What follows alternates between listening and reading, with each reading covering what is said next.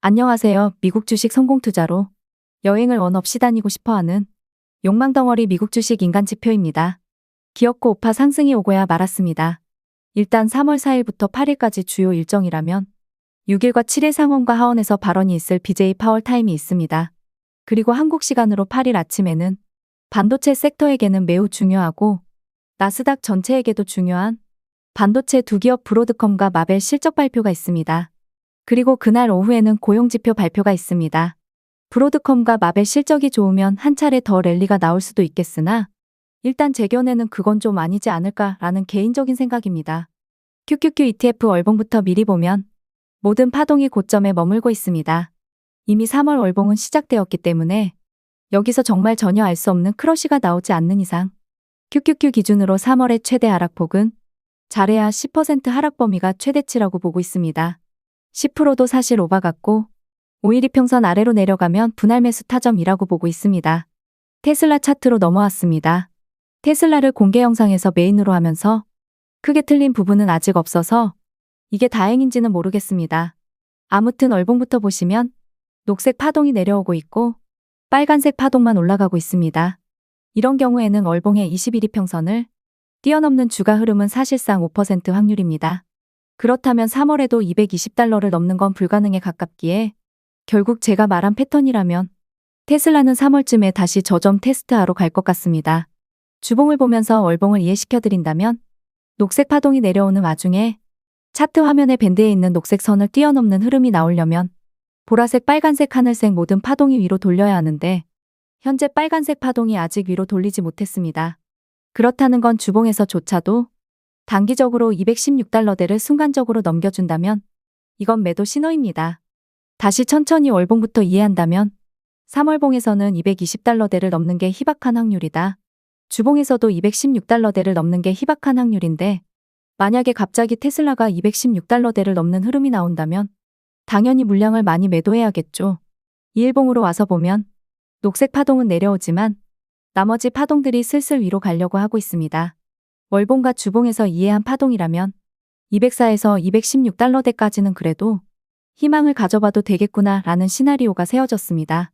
그리고 최종적으로 매도하고 도망가는 방법은 보라색 파동이 쌍봉을 만들 때이거나 하늘색 파동이 쓰리봉이나 잔파동이 계속 생길 때는 이제 슬슬 롱보다는 숏에 집중을 할 때라고 보시면 됩니다. 빨간색 파동이 아래로 꺾여서 내려가면 상승 모멘텀이 소멸된 거기 때문입니다. 문제는 3월 12일까지 테슬라는 고점과 저점의 반지점인 220달러를 넘기지 못하면 기간 조정 기간상의 반지점을 회복하지 못한 게 되기 때문에 더 시간이 지체될 거고 결국 가격 조정이 더 필요해집니다.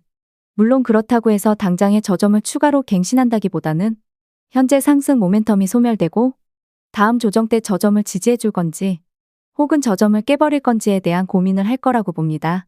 문제는 결국 이러나 저러나 3월 이후에는 테슬라는 200달러대가 또 다시 강력한 저항대가 될 거라고 보고 있습니다.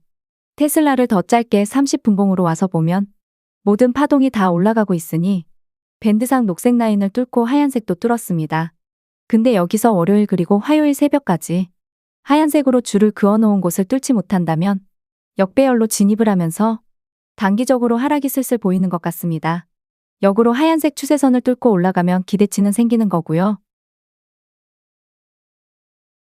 QQQ ETF 주봉을 보시면 모든 파동은 고점에 있지만 하늘색 파동이 생각외로 내려오고 있습니다. 주가 캔들은 계속 높아지는데 하늘색 파동은 낮아진다는 건 좋지 못한 신호이기도 하죠. 그렇다고 당장에 숏을 준비하시라는 의도는 아닙니다. 아무튼 이 상황에서 다음 주에 주가가 내려간다고 하더라도 QQQ ETF 주봉상 최대폭은 일단 4% 내외입니다. 월봉에서는 10% 내외였습니다.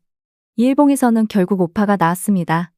이젠 뭐 부정할 수 없게 되었고 결국 이 오파의 가장 큰 문제점은 롱이 없거나 매우 적은 분들에게는 포모를 주면서 따라붙게 만들게 되고 그리고 가장 큰 문제가 바로 하루만 해도 급락을 만들어버립니다. 일명 대처도 못하고 개파락을 만들어버리죠. 이일봉이라서 좀 더 하락폭이 더 커 보이지만 코로나 때 첫 장대 음봉 이일봉 기준 5% 정도가 빠졌고 2020년 10월쯤에 6% 정도 하락입니다. 그나마 2019년도에는 스무스하게 조정이 시작되었습니다. 근데 인간지표 너가 주봉상 최대 하락폭이 4%라며 이 차트가 이일봉이기 때문에 만약에 금요일부터 내리고 월요일까지 2일봉의 한 캔들이라면 이 조건식이 성립이 되죠. 가장 나쁜 게 한 주의 후반부부터 빠지면서 다음 주로 넘어가는 파동이 다이렉트로 아래로 꺾이는 형태입니다. 차라리 주초에 하락이 나오면 기술적 반등 데드캣이 나올 확률이 매우 높아서 목요일 혹은 금요일부터 하락하는 게 가장 최악입니다.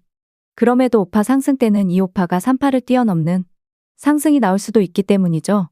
2023년도 여름에 5파는 8% 정도 상승을 했고 이전 이미지에서 코로나 전에는 10% 상승, 2020년도 8월에는 20% 상승, 현재는 6% 상승 중입니다. 포모와 탐욕으로 올라가는 주식은 고점을 맞출 수가 없습니다. 특히나 이미 신고가를 갱신 중이기 때문에 매물대 자체가 없다는 것도 그런 이유입니다. 여기서 상승 다 좋지만 솔직히 이제 하락을 왠지 보고 싶어 하잖아요. 그러려면 어떤 조건이 맞춰줘야 하는가? 현재 올라가는 보라색 파동을 내려와야 하는데 그러기 위해서는 하늘색 파동에서 쌍봉 정도는 나와줘야 합니다. 현재 외봉인 상태인데 하늘색 파동은 왜 못 올라가고 아래에서 저러고 있는지 모르겠습니다. 한 번 더 피날레 상승을 더 크게 주려고 저러는지 그때는 정말 못 참고 포모로 매수하는 분들이 꽤나 많지 않을까 싶습니다. QQQ ETF 4시간봉을 보면 보라색 파동이 쌍봉을 만들러 가고 있습니다.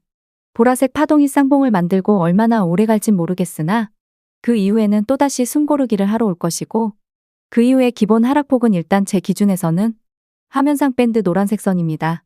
그리고 나서 다시 데드캣을 주던지 혹은 데드캣 이후에 지지받고 다시 또 위로 쏘던지인데 저는 일단 하락을 봅니다.